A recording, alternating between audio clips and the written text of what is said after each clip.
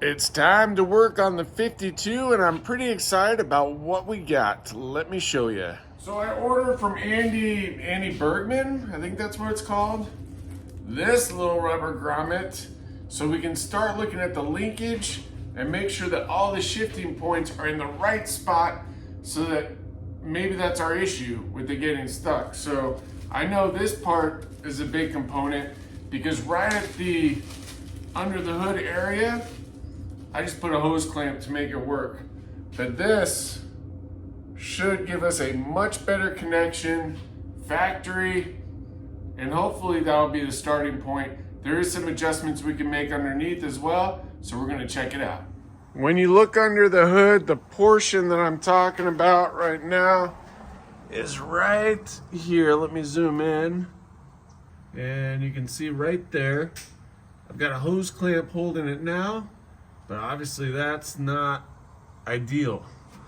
So we'll figure out how to pop this bad boy on there. Thanks to Bill Cameron, Edge of Eternity, we've got this nice hanging under the hood light. And now we're just gonna take off that hose clamp to start. You can see right there, and actually it's a much clearer shot so you can see. Hey, you know, for being the wrong way, it kind of worked for a little bit though. Kind of see how this hops on there, so I don't know if I gotta figure out, but basically you can see right in this, that's where the bushing goes on, of course. So I just need to figure out how to, I think actually this'll, that pops off. Okay, and then maybe the bushing slides on right there. That's probably what needs to happen. I guess the question is, what's the best way to go about it? This little arm here, it's kind of hard to show you, but the little arm that's there, here, I wonder if it's going to be easier to apply it to there first or to there first. It's kind of crazy. I mean, there's so many jokes here, but that hole seems kind of small compared to that, but I do think that it'll pop on there. I think it's just, you know, that's what keeps it there. I'm gonna guess that the larger portion goes on first. It's probably a fair guess. And I'm gonna try to apply it to that and then push it on there.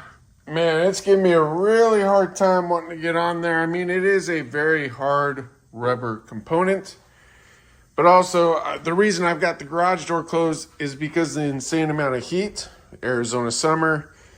I think what I'm gonna try and do now is lift it up, see if I can pull that piece off completely, and then maybe it'll be easier to attach out of the car. So I'm gonna lift it up, pull that out, hopefully, and hopefully that'll do it. I don't know what it is about this jack, but it has been giving me a really hard time lately.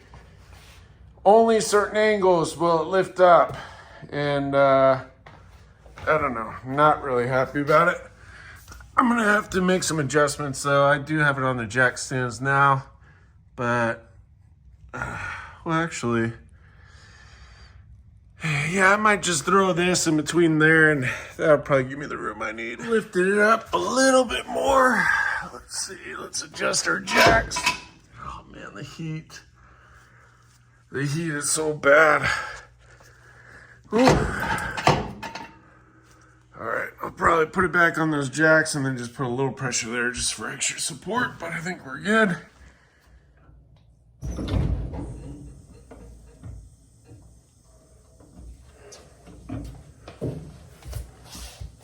Heat's out of control. Man, the heat is out of control. This little light from Bill Cameron really saves the day, let me tell you. All right, let's get under there and get to that tranny mission.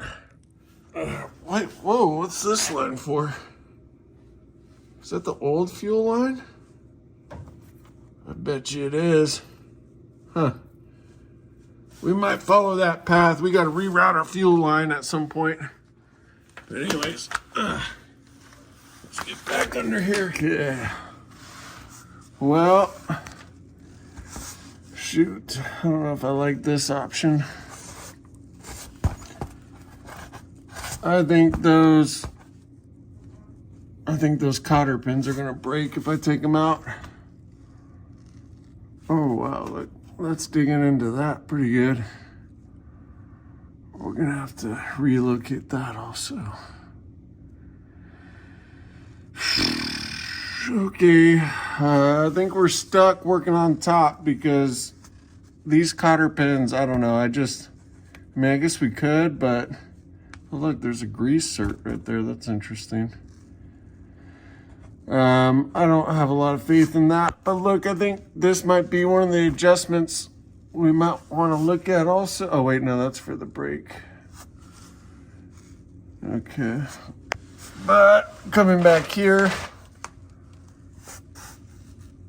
oh, we got some leakage. Looks like fresh leakage. I mean, some of these points don't look very adjustable, but I do think, and of course we need a new e-brake cable, which that's like a couple $100, so I don't know what I'm gonna do there, but shoot. I think our easiest route's still up top, unfortunately. What do you think, boy? Okay, I think I figured out the trick. So I use the Ollie's Garage trick of using a little lotion on that rubber component on the outside. And then what I did was I got the one side in and I kind of pushed around the rim a little bit to get it started. And then once I got it enough where it was like able to hold on there, then I took these guys and just pushed gently because I didn't want to ruin the rubber, and then it popped on. So yeah, that's definitely a perfect fit. Now let's see how difficult it is to get onto this piece, but I'm really happy because I feel like that was probably the harder part, but I guess we'll find out. We'll see how easy it is to get this portion on. Hopefully not as bad. But I am glad that I didn't. I'm glad that I didn't take it off, because honestly, I don't know if you really need to do it. And I think with this side, I'm gonna get it in position here, but luckily, we can use the pliers to easily kind of put the pressure on this one. So I think this part should be easier. The heat is just insane. I'm gonna call this a huge success though, because we got it connected, and I'll show you what we have on the last part, but pretty straightforward. I'm really curious to see how the shifting feels now that we have that rubber grommet in place. So let's look at both those things. You guys have winters rough, but the summers in Arizona, it makes it almost impossible to do anything, I'm telling you. So this side went on substantially easier, and yeah, I think we're pretty good there. You can see actually, I mean, it's really awesome. Perfect fit. Again, I think I got this part from, I think it's called Andy Bergman. And yeah, I think we're in really good shape, so I'm really happy about that. I think we'll go see how it is under the driver's seat now. Okay, let's go in here. Let's see if it feels any better from a shifting standpoint. I love this setup on this car. With the 3 on the tree, I mean, the fluid drive's a little bit nutty, and I know a lot of people will dog on it, but I think it's really cool. I mean, it was really the first iteration of automatic transmissions. I think it's pretty neat. But let's see.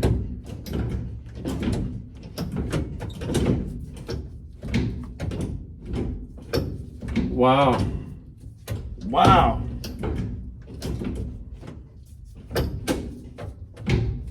You know, I wasn't expecting it to make this big of a difference. You know, before, there was a lot of slop in the lines. A lot. I can actually feel where it's supposed to be now. Wow. You know, I hate to say it, but that may have been a huge culprit of what our issue was. So it's 118. I'm going to call this a success because in the summer months with the heat, you got to take any little win you can. And yeah, so this is a huge success. So we got the shifting portion. It's such a small part. I think it was like $6 for the part. But look at how much it made a difference. So it's kind of I'm kind of torn because part of me is like, rip it out, put a Hemi in it. And the other part of me is like, it's so much fun to learn all the little things with this flathead engine.